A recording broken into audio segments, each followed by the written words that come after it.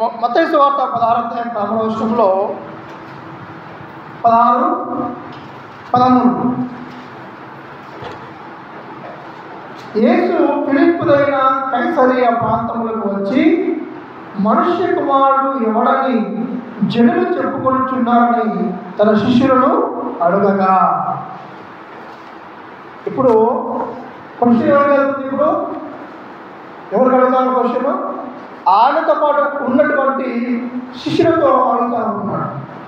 మీరు సమాజం మాట్లాడేటువంటి విషయాలు మీరు విన్నారు కదా, అనేకమైనటువంటి సమాజం అంటే అక్కడ యూదులు ఉన్నారు, అనేకమైన జనాంగాలు అక్కడ ఉన్నారు, వాళ్ళు నా గురించి ఎక్కడ ఉంటున్నారు అని అడిగినారు. మనుష్య కుమారుడు ఎవడని ఆ జనులు చెప్పుకొనుచున్నారని ఆ శిష్యులను అడగగా, వారు కొందరు బాప్తిసమిచ్చు యోహానునియు, కొందరు ఏలియానియు, ఆ కొందరు ఇర్మియా అనియు లేక ప్రవక్తల్లో ఒకడనియు చెప్పుకొనుచున్నాను అన్నాడు. చూడండి, ఈరోజు చాలా ప్రాంతాల్లో చూసినప్పుడు యేసుక్రీస్తు ఎవడు అని అడిగినప్పుడు రకరకాల సమాధానాలు వస్తూ ఉన్నాయి. ఈరోజు మనం కూడా ఆ ప్రశ్న వేసుకోవాలి. యేసుక్రీస్తు నీకు ఎవరు అని అడిగినప్పుడు నువ్వేం సమాధానం చెప్తావు? చాలామంది చాలా రకాల సిద్ధాంతాలు లేదంటే ఆన్సర్ చెప్తూ ఉంటారు. యేసుక్రీస్తు లోకరక్షకుడు అని ఒకరు చెప్తూ ఉంటారు, యేసుక్రీస్తు స్వస్థపరిచేవాడు ఒకరు చెప్తూ ఉంటారు, లేకపోతే యేసుక్రీస్తు అద్భుతాలు చేసేవాడని ఒకరు చెప్తూ ఉంటారు, లేకపోతే యేసుక్రీస్తు మాకు డబ్బిచ్చేవాడని కొంతమంది చెప్తూ ఉంటారు, లేకపోతే యేసుక్రీస్తు మాకు ఏమంటారు అనేక రకాలైనటువంటి ఆ విషయాలు మాకు సహాయం చేసేవాడు అని రకరకాల మనుష్యులు రకరకాల సమాధానాలు చెప్తూ ఉంటారు. ఈరోజు నీకు యేసుక్రీస్తు ఏమై ఉన్నాడు ఆ ప్రశ్న వేసుకుంటాను. మన జీవితాల్లో యేసుక్రీస్తు ఏమై ఉన్నాడు? కేవలంగా స్వస్థపరిచేవాడిగా మాత్రమే కనిపిస్తున్నాడా? లేకపోతే మేము క్రైస్తవులం కదా, మా క్రైస్తవులకు నాయకులు అని చెప్పుకుంటున్నావా? లేకపోతే మేము క్రైస్తవులం కదా, మా క్రైస్తవుల యొక్క దేవుడు యేసుక్రీస్తు చెప్పుకుంటా ఉన్నావా? లేకపోతే ఏమని చెప్పుకుంటా ఉన్నావా? అక్కడ సమాజంలో ఉన్నటువంటి సమాధానాలు రకరకాలుగా కనిపిస్తూ ఉన్నాయి. వాళ్ళు అంటా ఉన్నారు, ఈయన చనిపోయినటువంటి యోహాను గారే అంటా ఉన్నారు. చనిపోయినటువంటి యోహాను. ఆ రోజుల్లో సమాజంలో ఎలాంటి ఆలోచన ఉండేదంటే పునర్జన్మ అనేటువంటి ఆలోచన. ఈ రోజుల్లో కూడా చాలామంది మన భారతదేశంలో పునర్జన్మ నమ్ముతూ ఉంటారు. పునర్జన్మ అంటే పునరుత్థానం వేరు, పునర్జన్మ వేరు. పునర్జన్మ అంటే ఈరోజు నేను మనిషిగా జీవిస్తూ ఉన్నాను, నా క్రియను బట్టి నా కర్మను బట్టి రేపు పొద్దున నేను మనిషిగా జన్మించవచ్చు, జంతువుగా జన్మించవచ్చు, పక్షిగా జన్మించవచ్చు, ఏదో రకంగా జన్మించవచ్చు. ఒకసారి యోగ గ్రంథము 11వ అధ్యాయం 12 చదువుకుందాం. యోగ గ్రంథము 11, 12. యోబు 11, 12.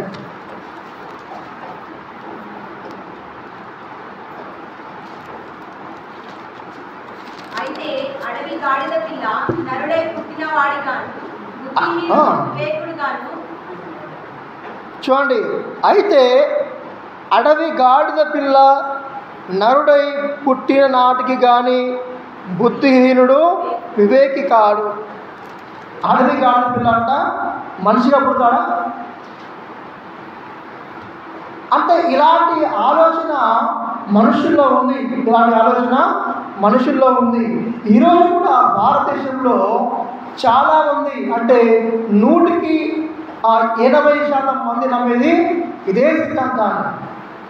దాన్ని ఏమంటామంటే సైకిల్ అంటాం కదా, సైకిల్. ఇప్పుడు ఈరోజు మనిషిగా పుట్టి చనిపోయినాక మళ్ళీ జంతువుగా పుడతారు, మళ్ళీ చనిపోయినాక మళ్ళీ ఏదో అంటే తిరుగుతూ ఉంటుందన్నమాట ఆ చక్రం అనేది.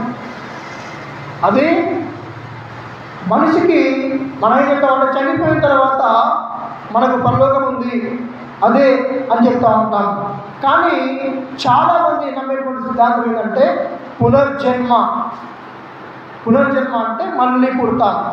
ఈరోజు ఈ ప్రజలు అదే యేసుక్రీస్తు గురించి చెప్తా ఉన్నారు. అయ్యో ఆ రోజు చనిపోయింది కదా ఆ యోహాను గారు మళ్ళీ పుట్టినాడు అని చెప్తా ఉన్నారు. ఇంకేమంటా ఉన్నారు కొంతమంది ఏం చెప్తా ఉన్నారు, ఏలియా అని చెప్తా ఉన్నారు. ఏలియా అని కొంతమంది చెప్తా ఉన్నారు. ఇంకేమంటారు కొంతమంది ఇర్మియా అని కొంతమంది అంటా ఉన్నారు. కొంతమంది లేక ప్రవక్తల్లో ఒకడని చెప్తా ఉన్నారు. ఇంతకుముందు చనిపోయినటువంటి ప్రవక్తల్లో ఎవరో ఒకటి ఉంటాడు అని చెప్తా ఉన్నారు. మన జీవితాల్లో యేసుక్రీస్తు ఏమై ఉన్నాడు? కేవలము స్వస్థపరిచేవాడిగా మాత్రమే చూస్తూ ఉన్నామా? యోహాను గారు ఏం చేసినారు? సర్పసంతానమా, రాబో బుద్ధులు తప్పించుకుంటూ మీకు బుద్ధి చెప్పిన వాడేవాడని అనేకమైనటువంటి యూదులకు, నాయకులకు, ప్రధాన యాజకులకు కూడా హెచ్చరించిన వాడు యోహాను గారు. యోహాను అనేకుల్ని యోర్దాను నదిలో బాప్తిసం ఇచ్చినాడు. కేవలం మనుషులు యేసుక్రీస్తులో బాప్తిసం ఇచ్చేటువంటి ఒక సేవకుల్లా కనిపించినాడు. బాప్తిసం ఇచ్చేటువంటి ఒక సేవకుల్లాగా మాత్రమే కనిపించినాడు. అందుకంటా ఉన్నారు ఈయన యోహాను గారు అని చెప్తా ఉన్నారు. ఏలియా గురించి మనం చూస్తే, ఏలియా గురించి చూసినాం కదా, చాలా అద్భుతమైనటువంటి ఒక మంచి సేవకుడు, దేవుని యొక్క ఆత్మ కలిగినటువంటి గొప్ప సేవకుడు కదా. ఏలియా గురించి మనం చదువుతూ ఉంటే, ఆయన శిష్యుడు ఎలీషా గురించి కానీ ఏలియా గురించి చదువుతూ ఉంటే ఎంత గొప్ప సేవకులు ఉంటారు ఆ లోకంలో అన్నట్టుగా ఏలియా జీవించినాడు. ఆ తర్వాత ఏలియా ఈ లోకంలో ఉన్నప్పుడు చనిపోకుండానే అగ్ని రథంతో ఆయన పరలోకానికి ఆకాశంలోనికి వెళ్ళిపోయినట్టుగా చూస్తూ ఉన్నాం. ఆయన చనిపోలేదని చనిపోయినట్టుగా బైబిల్లో మనకు తెలియదు, చూడలేము. ఎందుకంటే బైబిల్లో రాయబడలేదు ఏలియా చనిపోయాడు. అలా అంటా ఉన్నారు, ఏలియా వచ్చిందేమో అనుకుంటా ఉన్నారు. ఏలియా చనిపోలేదు కదా, మళ్ళీ ఏలియా వచ్చినాడేమో అనుకుంటా ఉన్నారు. మళ్ళీ అంటా ఉన్నారు ఇర్మియా అని చెప్తారు కొంతమంది. ఇర్మియా అంటే ఎవరు? ఒక సేవకుడు, లేదంటే విలపించేటువంటి ప్రవక్త. దేవుని ప్రజల కోసము అనేకమైన మార్లు ఏడ్చి కన్నీళ్ళు విడిచి దుఃఖంతో ఆ వీధుల గుండా నిలబడి అనేకులు అయ్యో మీరు మారు పొందండి అని చెప్పేసి ఇశ్రాయేలు జాతి వారికి అనేక మార్లు హెచ్చరించినాడు. 40 సంవత్సరాలు ప్రకటించిన ఒక్కడు కూడా నమ్మలేదంట. ఈ బైబిల్లో ఆ మాట రాయబడింది. ఇర్మియా ప్రకటించినప్పుడు ఎవ్వరు కూడా నమ్మలేదు దేవుడిని, ఎవరు కూడా తమ మార్గాన్ని సరి చేసుకోలేదు. అలాంటి ప్రవక్త గురించి యేసుక్రీస్తుగా చెప్తా ఉన్నారు, ఈయన ఇర్మియా అయి ఉండొచ్చు అంటా ఉన్నారు. ఒక విలపించే ప్రవక్త మళ్ళీ పుట్టినాడు అనుకుంటా ఉన్నారు. ఒక సువార్త చెప్పేవాడిగా, లేదంటే హెచ్చరించేవాడిగా చూస్తూ ఉన్నారు. లేదంటే ఏలియాలాగా అద్భుతాలు చేసేవాడు, చనిపోయిన వాడు లేపేవాడు అని కేవలం అదే అనుకుంటా ఉన్నారు. ఇంకేమంటా ఉన్నారు, లేదా ప్రవక్తల్లో ఒకడు అని చెప్తా ఉన్నారు. ఏ ప్రవక్త అయినా ఉండొచ్చు కదా, చాలామంది ప్రవక్తలు ఉన్నారు. ఇంకా ఆ ప్రవక్తల్లో ఎవరైనా ఒకరై ఉండొచ్చు అని చెప్తా ఉన్నారు. సమాజంలో రకరకాల ఆలోచనలు ఉన్నాయి దేవుడి గురించి, యేసుక్రీస్తు గురించి. ఈరోజు నువ్వేమనుకుంటా ఉన్నావు? యేసుక్రీస్తు అంటే ఈరోజు నీకు వచ్చి యేసయ్య ఈ ప్రశ్న అడిగింది అనుకోండి, నీవు నా గురించి ఏమనుకుంటున్నావు అన్నప్పుడు ఏం చెప్తావు సమాధానం? ఏం చెప్తాం మనం? మా పూర్వీకులు, మా అమ్మ నాన్న వాళ్ళు గదే నమ్మినారు కాబట్టి నేను నమ్ముతున్నా, ఇక దేవుడు చెప్తారు కదా గదే అని చెప్తాను. లేకపోతే అనేకమైన సేవకులు వచ్చి నేను స్వస్థపరుస్తాడు, మీకు దీవిస్తాడు, లేకపోతే మీకు ఆస్తి ఇస్తాడు, లేకపోతే మీ పిల్లలకి జాబ్ ఇస్తాడు, వ్యాపారాలు ఇస్తాడు అని చెప్పేటువంటి కేవలము ఒక దీవించేవాడిగా మాత్రం కనిపిస్తాడు. లేకపోతే చనిపోయిన వారిని లేపేవాడిగా మాత్రమే కనిపిస్తున్నాడు. ఆయన నీకేమై ఉన్నాడు, అది ఇంపార్టెంట్. కిందికి వెళ్ళి చదువుకుందాం ఆ మాట గురించి. సమాజంలో అనేక రకాలైనటువంటి ఉద్దేశాలు ఉన్నాయి. ఈరోజు చూడండి, మన ముస్లిం సహోదరులు యేసుక్రీస్తును ఒక ప్రవక్తగా మాత్రమే చెప్పుకుంటారు. వాళ్ళు ఏమంటారంటే 1,80,000 पैगंबरों में ईसा मसीह बड़ा पैगंबर है అంటూ ఉంటారు. 1,80,000 पैगंबरों में ईसा मसीह बड़ा पैगंबर అంటారు. అంటే ఆయన కేవలం ప్రవక్తగా మాత్రమే చూస్తూ ఉన్నారు వాళ్ళు. చాలామంది మన భారతదేశంలో కూడా అనేకులు బాబాలు ఉన్నారు, అనేకులు దేవుళ్ళని చెప్పుకునే వాళ్ళు ఉన్నారు. అందులో ఒకటిగా మాత్రమే చూసే వాళ్ళు చాలా ఉన్నారు. అందరితో పాటు ఈయన కూడా ఒకడు అని చెప్పే వాళ్ళు చాలా ఉన్నారు. దేవులలో దేవుడు అని చెప్పేవారు. మన భారతదేశంలో అలవాటు ఏంటంటే మనము అందరికీ దేవుడిగా కొలుస్తాం. స్త్రీని, పురుషుల్ని, జంతువులను, రాళ్ళను, రప్పలను, జంతువుల్ని అన్నింటినీ కూడా దేవుడిగా కొలుస్తాం. కాబట్టి యేసుక్రీస్తుని కూడా కొలవడంలో తప్పేం లేదని చెప్పి వాళ్ళు అన్నారు. అందరితో ఒకటిగా చేయిస్తున్నారు యేసుక్రీస్తుని.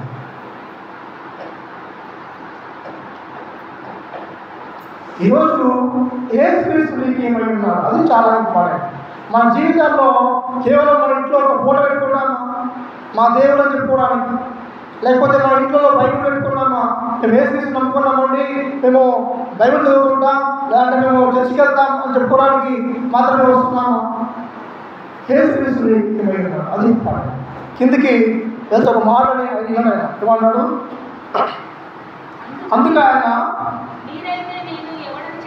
మీరైతే నేను ఎవడని చెప్పుకొని వచ్చున్నాను వారిని అడిగాను. అందుకు సీమోను పేతురు నీవు సజీవుడవు దేవుని కుమారుడవని క్రీస్తు అని చెప్పాను. హల్లెలూయా. చూడండి, పేతురు యొక్క దృష్టిలో యేసుక్రీస్తు ఒక రకంగా అనిపిస్తూ ఉన్నాడు. పశ్చిమలో సమాజం అనుకుంటా ఉన్న గురించి అడిగినాడు. ఆ తర్వాత పేతురు నువ్వేమనుకుంటా ఉన్నావు నా గురించి?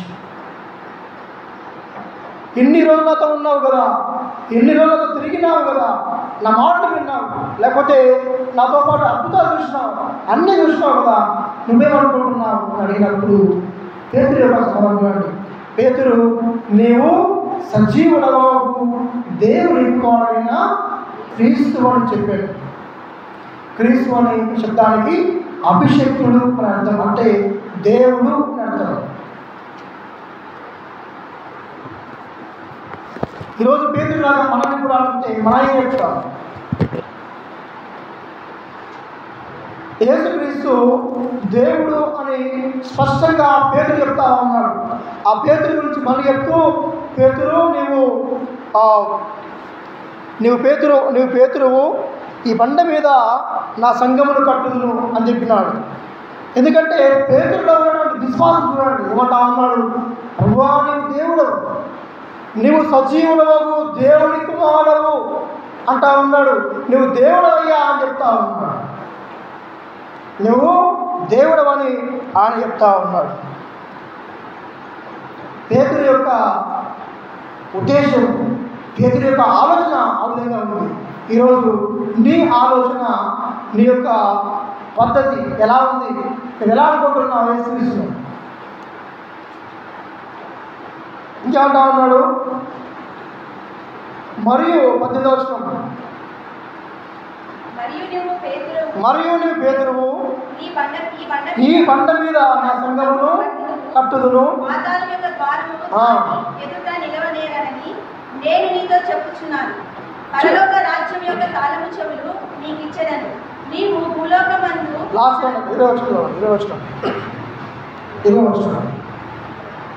అటు పిమ్మట తాను క్రీస్తు అని ఎవరితోనూ చెప్పవద్దని ఆయన తన శిష్యులకు ఖండితముగా ఆజ్ఞాపించాడు. అటు తర్వాత తాను క్రీస్తు అని ఎవరితోనూ చెప్పవద్దని తన శిష్యులకు ఖండితముగా ఆజ్ఞాపించాడు. ఈ విషయాల గురించి మనము ధ్యానిస్తూ ఉంటే కొంచెం విచిత్రంగా అనిపిస్తూ ఉంటుంది. అరే ఏంది, మనము దేవుడి గురించి మనం చెప్పాలి కదా, మరి ఇక్కడ ఏంది యేసయ్య చెప్పొద్దు అని చాలా సందర్భాల్లో కొంతమందిని ఇంతకుముందు మార్క్స్ చదువుకున్నాం కదా, అక్కడ గుడ్డివాడికి స్వస్థపరుస్తాడు, అంతకుముందు కుష్టి వాళ్ళకి స్వస్థపరుస్తాడు చెప్పి అది అయిపోగానే ఆయన అంటాడు, అరే నేను ఊళ్ళోకి వెళ్ళకు, నేను ఇంటికి వెళ్ళిపో అని చెప్పి, లేకపోతే నువ్వు ఎవరికి కూడా చెప్పకు అని చెప్తాడు. ఆయన పబ్లిసిటీని కోరుకోడు ఎప్పుడు కూడా. నువ్వు అందరిలో వెళ్ళి ఆ సాక్ష్యం చెప్పు, నాకు అట్లా అయింది ఇట్లా అయిందని చెప్పు అని ఆయన ఎప్పుడు కూడా డైరెక్ట్గా చెప్పలేదు. ఆయన రహస్యంగా ఉంచున్నాడు కొన్ని విషయాలు. నీవు పేతురువు, నీ మీద నా సంఘము పడతా అన్నాడు. పేతురు యొక్క విశ్వాసం ఏంటంటే యేసుక్రీస్తు సజీవుడైనటువంటి దేవుని కుమారుడు, లేదంటే యేసుక్రీస్తు సజీవుడైనటువంటి దేవుడు అన్నాడు. పేతురు అనే మాటకు బండ అని అర్థం. ఇప్పుడు మనము పెట్రోల్ అంటాం కదా, పెట్రోల్ అంటే పెట్రోల్ ప్లస్ ఆయిల్ అంటే పెట్రో ఆయిల్ అంటే పెట్రోల్ అంటాం. అంటే బండ నుంచి, అంటే మనము చూసేటువంటి పెట్రోల్ ఉంటాయి కదా, పెట్రోల్ని రాయలు తీస్తాం, రాయల నుంచి తీస్తారు, ఆ బండల నుంచి తీస్తారు కాబట్టి పెట్రో ఆయిల్ అన్నాడు. పెట్రో అంటే రాయి అని అర్థం. సో ఇప్పుడు పేతురు కూడా ఆయన రాయి అని చెప్తున్నాడు, నీ బండ నీ మీద నా సంఘాన్ని కడతా అని చెప్తున్నాడు. యోహాను సువార్త 11వ అధ్యాయం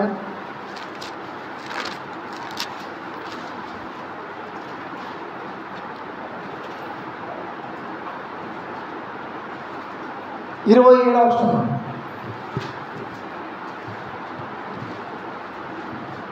యోహాను సువార్త 11:27. ఆమె అవును ప్రభువా, నీవు లోకమునకు రావలసిన దేవుని కుమారుడవైన క్రీస్తువని నమ్ముచున్నానని ఆయనతో చెప్పాను. ఇక్కడ ఎవరు చెప్తున్నారంటే మరియా చెప్తుందా, మార్త చెప్తా ఉంది. మార్త అంతకుముందు 20వ వర్షంలో మార్త ఆయనతో అంత్యదినమున పునరుత్థానమందు లేచునని ఎరుగుదుమనను. అందుకు యేసు పునరుత్థానమును జీవునే, నాయన విశ్వాసం ఉంచువాడు చనిపోయిన బతుకును, బ్రతికి నాయన విశ్వాసం ఉంచువాడు మరి ఎన్నడికి చనిపోడు అని చెప్తున్నాడు. మార్త యేసుక్రీస్తు గురించి చెప్తా ఉంది. నాకు తెలుసు కదా, బేతనియా అనేటువంటి ఆ చిన్న ఊరిలో మార్త మరియా అనేటువంటి ఒక అక్క చెల్లెలు ఉండేవాడు, వాళ్ళకు ఒక తమ్ముడు ఉండేవాడు, ఆయన పేరు లాజరు. సో లాజరు చనిపోయినప్పుడు లాజరు యొక్క ఆ చెల్లి అక్క వాళ్ళిద్దరు కూడా భయంకరంగా ఏడుస్తూ ఉంటారు. ఏడ్చినప్పుడు యేసుక్రీస్తుకు కబురు పంపుతారు.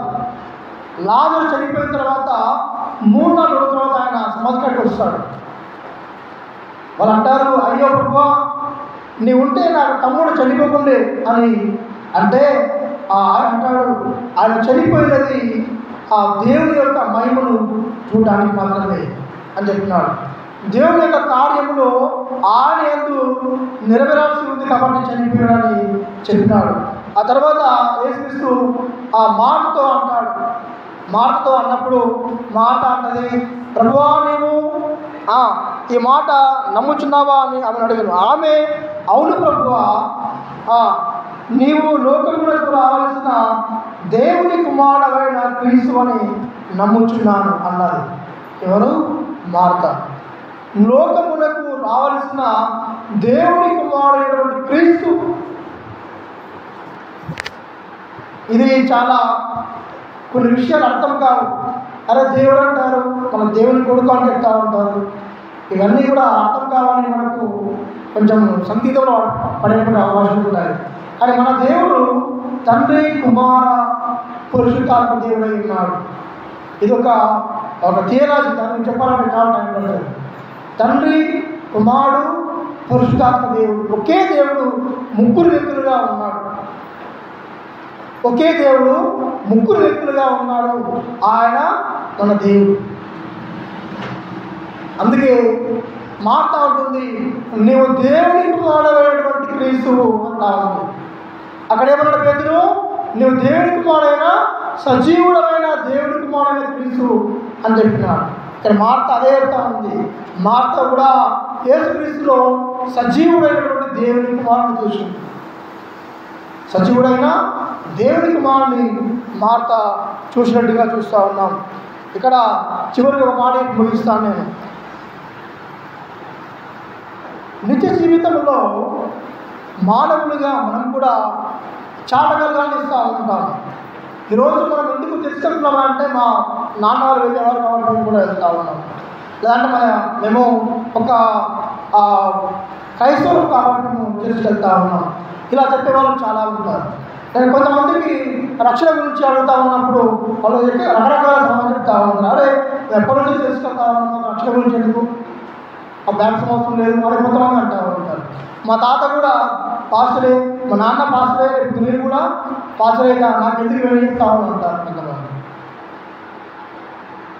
సజీవమైనటువంటి యేసుక్రీస్తును మనము వ్యక్తిగతంగా మన అనుభవంలో కలిగి లేకపోతే మనం చాలా ప్రమాదంలో ఉన్నామని అర్థం చేసుకోవాలి. మనకు యేసుక్రీస్తు అని మనకు తెలిసిన పేరు తెలుసు, మనకు బైబిల్ తెలుసు, యేసుక్రీస్తు పేరు తెలుసు, యేసయ్య మా దేవుడిని నమ్ముకోవడం కూడా తెలుసు.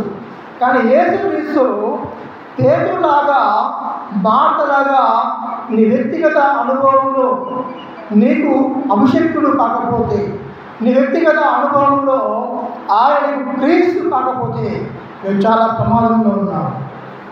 ఆ విషయం మనం జ్ఞాపకం చేసుకోవాలి. ఎందుకంటే ఈ లోకంలో ఉన్నప్పుడు యేసుక్రీస్తును మనం వ్యక్తిగతంగా ఎరిగి ఉండాలి. ఇప్పుడు ఒక నాయకుడు వచ్చినాడు అనుకుందాం, ఎవరన్నా ఒక నాయకుడు, మన మంత్రి గారు దామోదర్ వచ్చినాడు అనుకుందాం, ఇక్కడికి వచ్చినప్పుడు మనం గుంపులో ఉన్నప్పుడు మామూలుగా అందరినీ చూస్తూ ఉంటాడు. ఎందుకంటే వాళ్ళు స్టేజ్ పైన ఉంటారు, మనం కింద ఉంటాం కాబట్టి అందరినీ చూస్తూ ఉంటారు. చూసినప్పుడు ఓకే చాలా వచ్చి పబ్లిక్ అనుకుంటాడు కదా, సో గ్రేట్ అనుకుంటాడు. ఆ తర్వాత ఒక నెల తర్వాత నువ్వు మళ్ళీ వెళ్ళి అయ్యా ఆ రోజు మీరు ఆ ప్రాంతంకి వచ్చింది కదా, అక్కడ నేను స్టేజ్ కింద నిలబడి ఉన్నా, నన్ను మీరు చూసిరు అంటే ఆయన చెప్తాడు, 100లో నువ్వు ఒకడు. నేను ఎలా గుర్తుపడతా? ఎంతోమంది లక్షల మంది కనిపిస్తూ ఉంటారు నాకు, ఎంతమంది రోజు వచ్చి కలుస్తూ ఉంటారు, రోజు వచ్చి కనిపిస్తూ ఉంటారు. మరి నేను ఎలా గుర్తుపట్టాలి? నేను ఎలా గుర్తుపడతానమ్మా చెప్తారా? ఎలా గుర్తుపడతాను? ఒక సాధారణమైనటువంటి లీడర్, ఒక మంత్రి మనల్ని గుంపులో ఉన్నప్పుడు గుర్తుపట్టలేడు. మళ్ళీ నేను వెళ్ళినాక నువ్వు ఎన్నిసార్లు మీటింగ్కి వెళ్ళు, ఆ గుంపులో ఉన్నప్పుడు చూస్తారు, కానీ మళ్ళీ మనం వెళ్ళి కూడా కలిసినప్పుడు చూసినొచ్చు అని అంటారు. అదే నువ్వు అదే వ్యక్తిని వ్యక్తిగతంగా వెళ్ళి కలిసినావు అనుకో, వ్యక్తిగతంగా వెళ్ళి కలిసినావు అనుకో, కలిసి కొన్ని సమయం గడిపినావు అనుకో అని చెప్పాడు, మాట్లాడినావు అనుకో, ఏమంటాడు? ఆ రోజు వచ్చినావు కదా, మా ఇంటికి వచ్చినావు కదా అంటాడా లేదు? మాట. ఇదే మాటను దేవుడు మనతో అంటాడు. మనము వ్యక్తిగతంగా దేవుణ్ణి మన అనుభవంలో మనము కలిగి ఉండకపోతే యేసుక్రీస్తు అదే మాట చెప్తాను మనతో. ఆ రోజు నేను చర్చకొచ్చానయ్యా, ఆ రోజు నేను పెద్ద మీటింగ్లో నేను కూడా వెళ్ళైనా ₹1,00,000 కాను కలిగిస్తున్నాను అని అంటాడు. ఆ రోజు లక్షల్లో మంది వచ్చారు, నేను గుర్తుపడతాను, వచ్చినావు కానీ అందరిలో వచ్చినట్టున్నావు, అందుకే అంత నేను గమనించలేదు అంటాడు. అదే నేను వ్యక్తిగతంగా కలిసినావు అంటు ప్రభువా అని చెప్పేసి ప్రతిరోజు ఉదయము, మధ్యాహ్నము, సాయంత్రము ఆయన ముందుకెళ్ళి మోకరిల్లితే ఏమంటాడు? ఈమె నా బిడ్డ, నా కూతురు అని చెప్తాడు. ఎందుకంటే మనము ఆయనకు వ్యక్తిగతంగా తెలుసు, ముఖాముఖిగా మాట్లాడితేనే మనము మనుషుని గుర్తుపట్టలేము కదా. మనకు ఎవరో ఒక మనిషి ఎక్కడో కనిపించినప్పుడు, మొన్న ఇక్కడ అసలు దగ్గర మొన్నంటే ఒక 4 months బ్యాక్ ఒక ముసలాయన, ఆయన బిడకండే, ఆయన బండి మీద తీసుకొని పోయినా ఇక్కడికి జహీరాబాద్. మళ్ళీ మొన్న ఒక హోటల్లో కనిపించినాడు ఆయన. అరే ఆ రోజు నువ్వు అక్కడ బండి తీసుకొచ్చినావు కదా అని గుర్తుపట్టాడు ఆయన. ఎందుకంటే ఒకసారి మనము ఆ వ్యక్తి నాతో పాటు 2 hours ఉన్నాడు, గంట ఉన్నాడు నాతో. చాలా విషయాలు మాట్లాడినాం. ఆయన వర్షం పడితే రాయకోటలో కొద్దిసేపు ఆగి ఆయనతో కొద్దిసేపు మాట్లాడినాను. అప్పుడైనా చాలా ఈజీగా మాట్లాడినాడు. ఎందుకు ఈజీగా గుర్తుపడతాను. మనము ఎవరినైనా వ్యక్తిగతంగా అనుభవంలో కలిగి ఉండాలి. గుంపులో వచ్చినప్పుడు మనం అన్నీ ప్రార్థన చేస్తాం, వాక్యం చదువుతాం, అన్నీ చేస్తాం. కానీ వ్యక్తిగతంగా మనము యేసుక్రీస్తును మనం కలిగి ఉండకపోతే, మన అనుభవంలోనికి మనము రానియకపోతే, ఇప్పుడు మార్తలాగా చెప్పలేము, పేతురులాగా చెప్పలేము. పేతురమంటా ఉన్నాడు, నీవు సజీవుడైన ఆ దేవుని కుమారుడైన క్రీస్తు అంటా ఉన్నాడు. అదేవిధంగా మాట్లాడుతుంది, నీవు దేవుని కుమారుడైన క్రీస్తు అని చెప్తా ఉన్నాడు. ఆమె జీవితంలో ఆమె కలిగి ఉంది కాబట్టి ఆమె అంత మాట చెప్పగలిగింది. ఈ మాట ఇంతమంది చదువుకున్నటువంటి వాక్య భాగం యోహాను సువార్త 11వ అధ్యాయంలో పునరుత్థానమును జీవము నేనే అన్నాడు. ఏమన్నాడు? అందుకు యేసు పునరుత్థానమును జీవము నేనే, నా యందు విశ్వాసం ఉంచువాడు చనిపోయినను బ్రతుకును, బ్రతికి నా యందు విశ్వాసం ఉంచువాడు మరెన్నటికి చనిపోదు. ఇది కేవలము చచ్చిపోయినప్పుడు మాత్రమే చెప్తా ఉంటారు.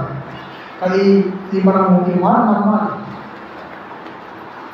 ఆయన యందు విశ్వాసం ఉంచువాడు చనిపోయిన బతుకును అని రాయబడి ఉంది. చనిపోయినను మళ్ళీ బతుకుతాడంట. బ్రతికి నా యందు విశ్వాసం ఉంచువాడు మరెన్నటికి చనిపోడు. ఎంత గొప్ప మాట! ఈ మాటను ఈ లోకంలో ఎవరు కూడా చెప్పేటువంటి దమ్ము ఎవరికి కూడా లేదు.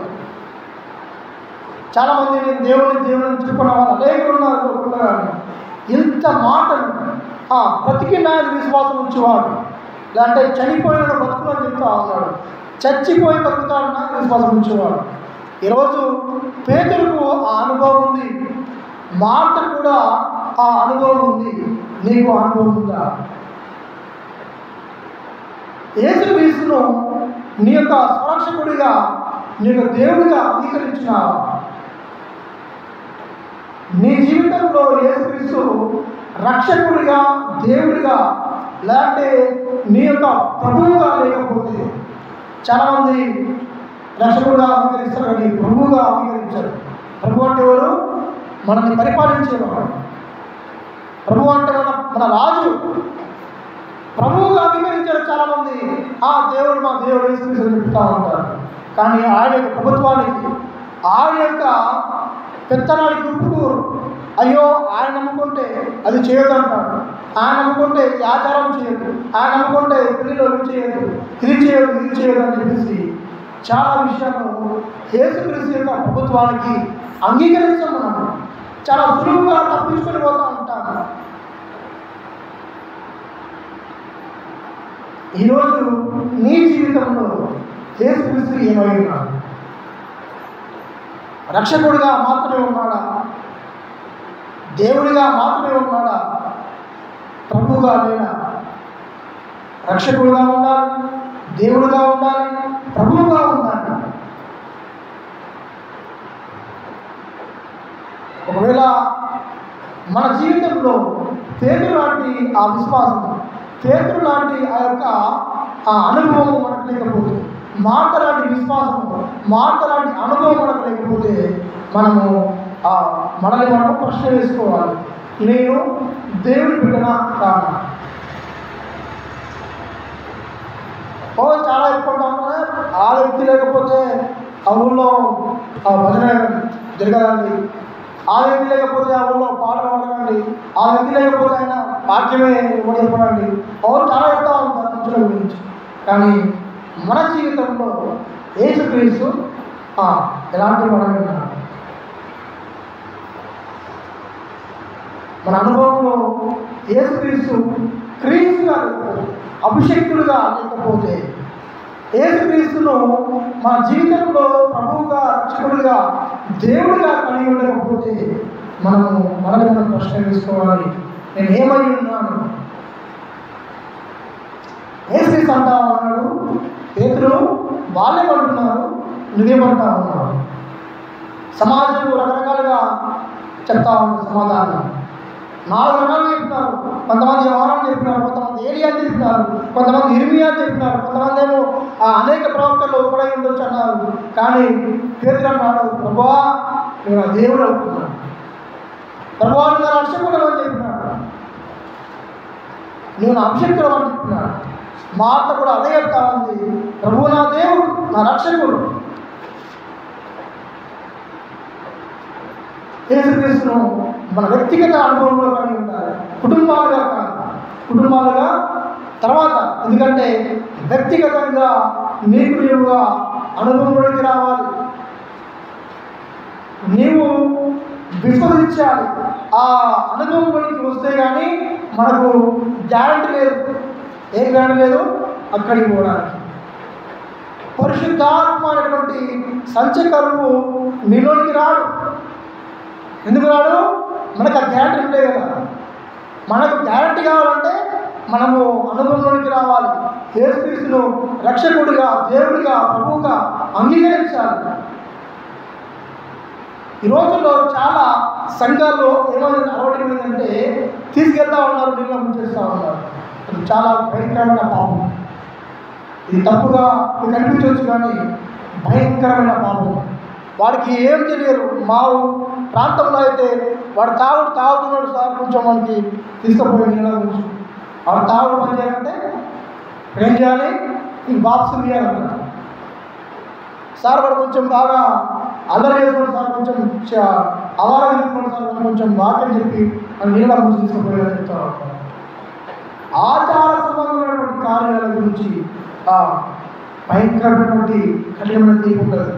యేసుక్రీస్తు శిష్యులతో అంటా ఉన్నాడు, వాళ్ళు అద్భుతాలు కొడతా ఉన్నారు, సూచక్రియలు కొడతా ఉన్నారు, కానీ మీరు అలాంటిది కోరుకుంటున్నారు. ఎందుకంటే నేను సజీవుడై ఉన్నాను, మీరు నన్ను కలిగి ఉండండి, నా మీద విశ్వాసం ఉంచండి అని చెప్తా ఉన్నాడు. అద్భుతాలు సూచక్రియల కోసం పరిగెడతా ఉంటాను. అక్కడికి వెళ్తే అన్న వస్తున్నాడు, ఆడ అద్భుతాలు జరుగుతాయి, అన్నయ్యుడు ఒకటిగా. చాలా మోసం అనేది ప్రజలు జరుగుతూ ఉన్నారు. కుంటివారు నడుస్తున్నారు, గుడ్డివారు చూసుకుంటూ ఉన్నారు, చనిపోయిన వారు లేస్తూ ఉన్నారంటే ఎవడు లేవాడు, అన్ని మోసం. అలాంటి వాటికి ప్రజలు అలవాటు అయిపోయినారు. అలాంటి యేసుక్రీస్తును ప్రజలకు పరిచయం చేస్తూ ఉన్నారు ఈరోజు పాస్టర్స్. దీవించేవాడిగా, ధనమిచ్చేవాడిగా, లేకపోతే స్వస్థపరిచేవాడిగా అనేకులకు ఆ పాస్టర్స్ పరిచయం చేస్తూ ఉన్నారు యేసుక్రీస్తును. కానీ సజీవుడైనటువంటి దేవుని కుమారుడైనటువంటి క్రీస్తు అని చాలా తక్కువ మంది పరిచయం చేస్తూ ఉన్నాడు. మత్తయి సువార్త 16:13 16-13 యేసు ఫిలిప్పుదైన కైసరియా ప్రాంతములకు వచ్చి, మనుష్య కుమారుడు ఎవడని జనులు చెప్పుకొనుచున్నారని తన శిష్యులను అడగగా. ఇప్పుడు క్వశ్చన్ ఎవరు వెళ్తుంది? ఇప్పుడు ఎవరు అడుగుతారు క్వశ్చన్? ఆయనతో పాటు ఉన్నటువంటి శిష్యులతో అడుగుతా ఉన్నాడు. మీరు సమాజం మాట్లాడేటువంటి విషయాలు మీరు విన్నారు కదా, అనేకమైనటువంటి సమాజం, అంటే అక్కడ యూదులు ఉన్నారు, అనేకమైన జనాంగాలు అక్కడ ఉన్నారు, వాళ్ళు నా గురించి ఎక్కడ ఉంటున్నారు అని అడిగినాడు.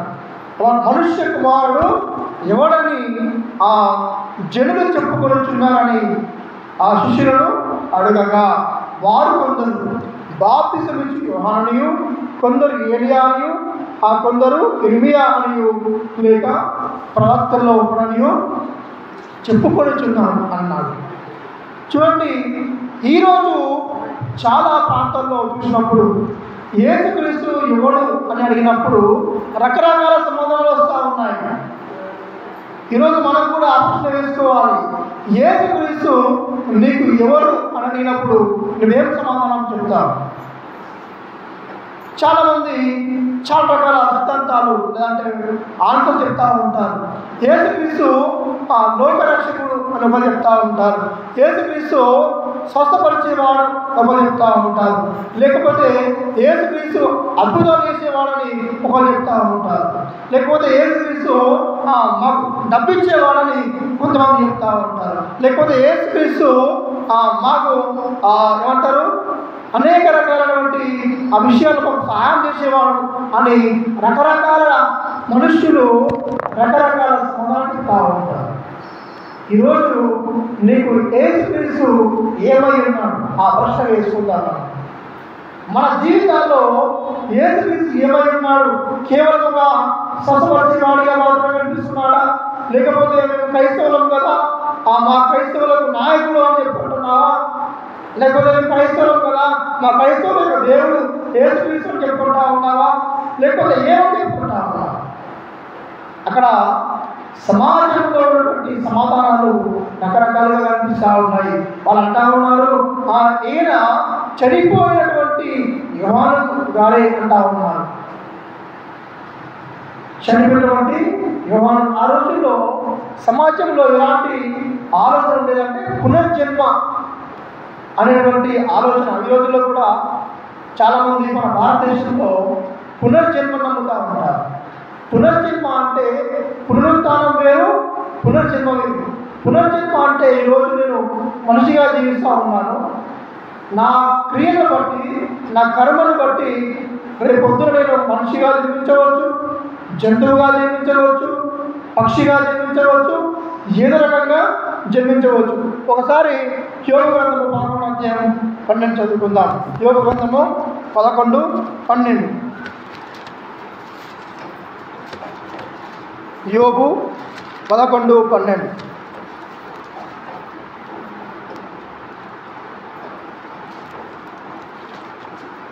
అయితే అడవి గాడిద పిల్ల నరుడై పుట్టిన వాడిగాను వివేకుడుగాను. చూడండి, అయితే అడవి గాడిద పిల్ల నరుడై పుట్టిన నాటికి కానీ బుద్ధిహీనుడు వివేకి కాడు. అడవి గాడిద పిల్ల అంట మనిషిగా పుడతాడా? అంటే ఇలాంటి ఆలోచన మనుషుల్లో ఉంది. ఇలాంటి ఆలోచన మనుషుల్లో ఉంది. ఈరోజు కూడా భారతదేశంలో చాలామంది అంటే 100కి 80% మంది నమ్మేది ఇదే సిద్ధాంతాన్ని. దాన్ని ఏమంటామంటే సైకిల్ అంటాం కదా.